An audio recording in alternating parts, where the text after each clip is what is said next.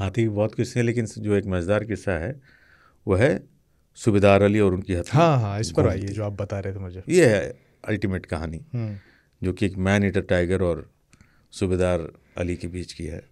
तो किस्सा यूँ था कि सूबेदार की हथनी घूमती थी, और ये बात है 1984 की, मतलब बहुत काफ़ी अरसा हो गया। और ये मेरे सामने एक किस्सा नहीं है, ये मैंने जब जंगल जाता तो सुनता था, एक किस्सा था कि सूबेदार अली और उनकी हथनी घूमती। तो जब टूरिस्ट को घुमा के आप आते थे एलिफेंट राइड दे करके, तो 1 घंटे 1.25 घंटे की राइड होती है यूजुअली, सुबह और शाम 2 बार एक हाथी जाता है टूरिस्ट को लेकर के। तो जब वो आ जाते थे सुबह, तो फिर चूँकि उनको खाना वाना खिलाना होता है, तो जंगल में ही थोड़ी दूर तक जा कर के उनके लिए चारा खिला भी देते और थोड़ा ले भी आते थे हथनी के लिए। तो सूबेदार अली गए और एक पेड़ से टहनियाँ काट रहे थे, और हाथी को भी नीचे हल्का सा ऐਵੇਂ रोक करके रस्सी छोटी सी थी बांध दी, और पेड़ के ऊपर थे, करीब 15 से 18 फुट का ऊंचाई पे थे। उसके बाद उनको लगा कि कोई एक गोली की तरह आवाज़ आई। तो उन्होंने कहा कि ये क्या है, और जब आवाज़ थी उसकी वजह से वो पेड़ से नीचे टपके गिर गए। और वहाँ पे था मैन ईटर टाइगर, मतलब टाइगर था। टाइगर आंखों से आंख मिला करके सूबेदार को देख रहा है, सूबेदार अली साहब को देख रहा है, और वो उससे विनती कर रहे हैं कि छोड़ दो, मेरी भी बच्चे हैं, मैं भी इसी जंगल का हूँ।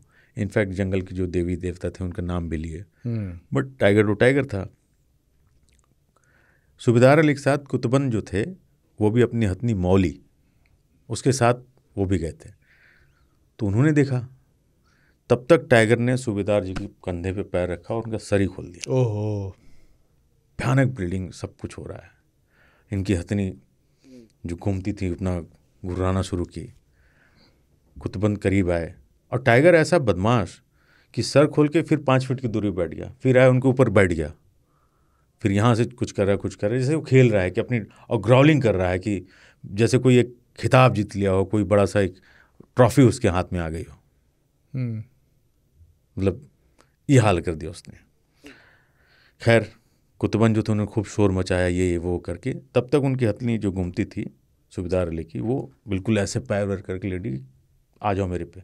ये किस तरह घसट घसट के, ये 20 मिनट का अच्छा, तो वो बुला रही है उसे कि आके बैठ जाओ मेरे ऊपर, और बचा सकती हूँ। हाँ, कि मैं आ जाओ मेरे ऊपर।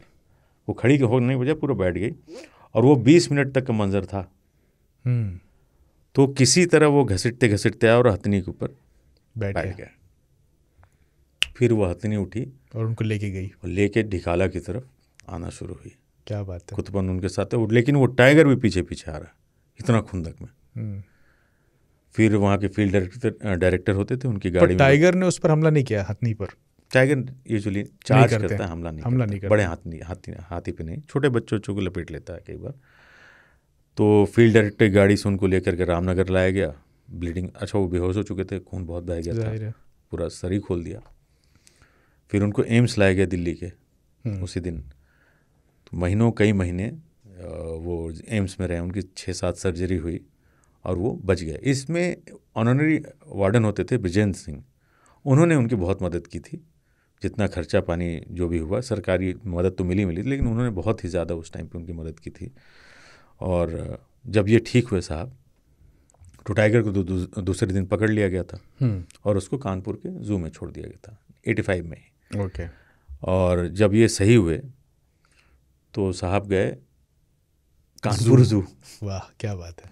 और उसको देख करके उन्होंने कहा कि यार ये क्या हो गया, और बहुत उदास हुए कि एक बेजुबान को उम्र कैद की सज़ा हो गई। क्योंकि वो तो अपना काम कर रही थी, वो तो अपना, मतलब उसको क्या पता। अगर टाइगर को पता चल जाए एक आदमी को मारने से मुझे जिंदगी भर जू में रखो, कभी आदमी को नहीं मारेगा। टाइगर तो फिर अपना अलग दुनिया है उनकी, वो अलग तरीके से सोचते हैं, उसूल अलग है, वो उनकी ज़रूरत है। हाँ, तो सूबेदार अली गए, उनसे मिले और रोए। बल्कि ये किस्सा इतना फेमस हुआ कि सूबेदार तो खुद फेमस हुए, तो जो भी आता तो उनकी हथनी जो घूमती थी उसी पे सवारी करना चाहता, तो उनके किस्से सुन के लोग रोमांचित हो जाते थे। बेदी बदस उस जमाने के फिल्म मेकर थे, उन्होंने उनके ऊपर फिल्म भी बनाई, अच्छा, सूबेदार अली साहब के ऊपर, और उनको कई अवार्ड भी मिला इस बहादुरी के लिए। फिर उसके बाद भी वो जंगल गए, जंगलात में उनको नौकरी मिल गई और फिर जंगलात वालों के साथ मिलकर उन्होंने जंगल पर काफ़ी काम किया, पोचिंग वगैरह रुके इसके लिए, क्योंकि उनको बहुत आइडिया था जंगल का, हर रूट का, जंगल को पहचानते थे।